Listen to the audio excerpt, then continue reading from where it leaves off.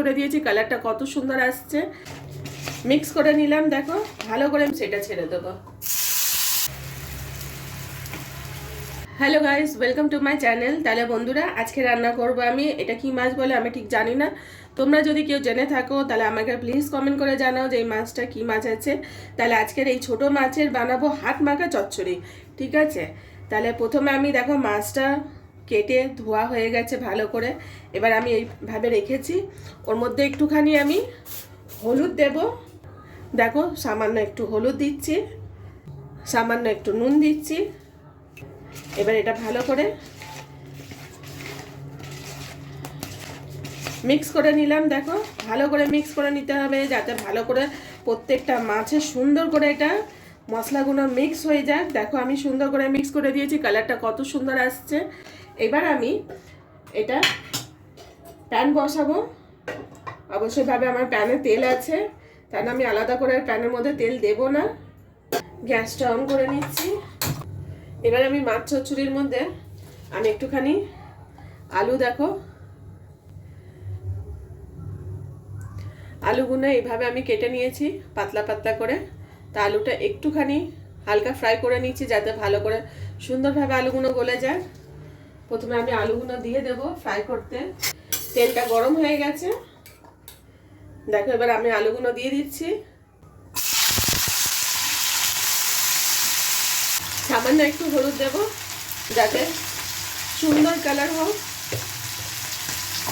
আলুগুলোতে। আবার একটু নড়িয়ে দিচ্ছি, আবার একটু নড়িয়ে নিতে হবে যাতে আলুগুলো দুপাশেই ভালো করে সুন্দর করে গলে যায়, ফ্রাই হয়ে যাবে। তাহলে তাড়াতাড়ি খুব তাড়াতাড়ি রান্না হয়ে যাবে, বেশিক্ষণ টাইম নেবে না।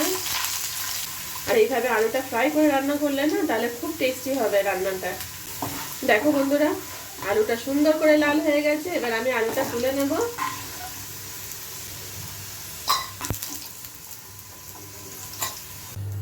দেখো বন্ধুরা কত সুন্দর কালার হয়েছে, অনেক ভালো সুন্দরভাবে লাল হয়ে গেছে।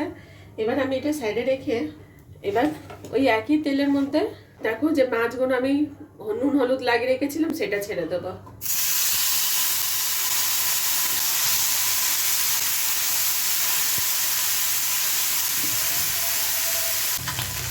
দেখো বন্ধুরা, একদম হালকা হাতে দেখে নিতে হবে যে মাছটা পাল্টানোর মতন হয়েছে কিনা।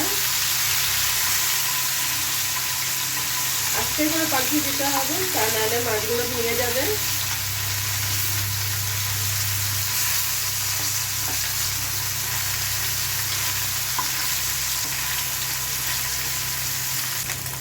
দেখো বন্ধুরা, আমার মাছটা ফ্রাই হয়ে গেছে। এবার আমি এটা তুলে নেব।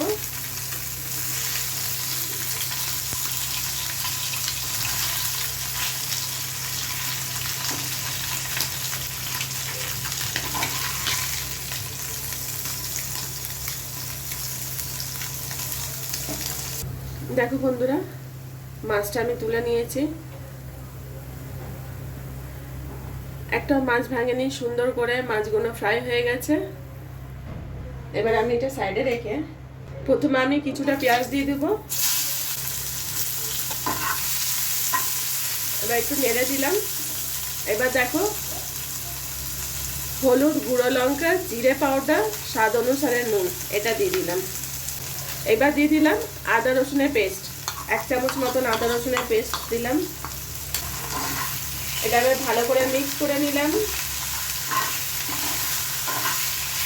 এবার এর মধ্যে দেখো আমি যে আলুটা ফ্রাই করেছিলাম সেটা দিয়ে দিচ্ছি। আবার একটু ভালো করে মিক্স করে নিচ্ছি। আঁচটা আস্তে ছিল তো আঁচটা জোরে করে দিলাম। আমার মেয়ে বলছে রান্নার স্মেল অনেক ভালো আসছে। এবার দেখো বন্ধুরা, আমি কিছুটা জল অ্যাড করছি।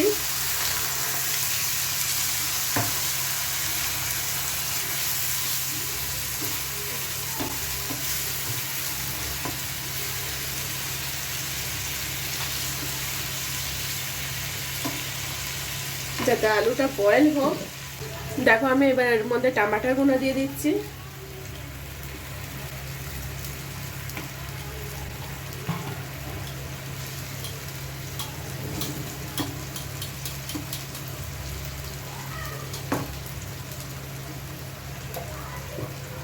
এরপরে দেখো আমি মাছগুলো দিয়ে দেবো।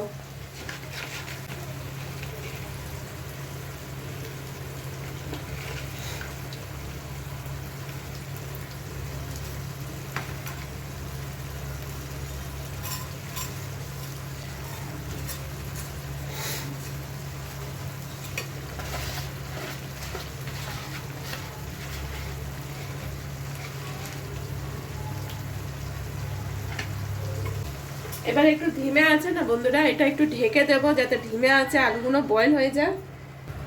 5 মিনিট মতন একটু রেখে দিই, তারপরে বের খুলে দেখাবো। দেখো বন্ধুরা, এটা 5 মিনিট পরে ঢাকনাটা খুললাম। একদম দেখো রান্নাটা তৈরি হয়ে গেছে, আলুগুলো গলে গেছে। দেখো আলুগুলো একদম গলে গেছে, তেলটাও ছেড়ে দিয়েছে।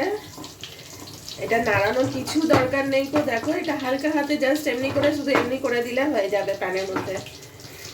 শুধু এর ওপরে জাস্ট কয়টা কাঁচা লঙ্কা ছড়িয়ে দাও।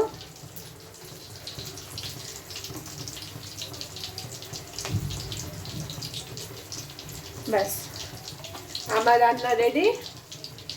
তোমাদের যদি আমার রান্না ভালো লেগে থাকলে তাহলে অবশ্যই ভাবে লাইক, কমেন্ট, সাবস্ক্রাইব করো, থামস আপ দিও, ফলো করো।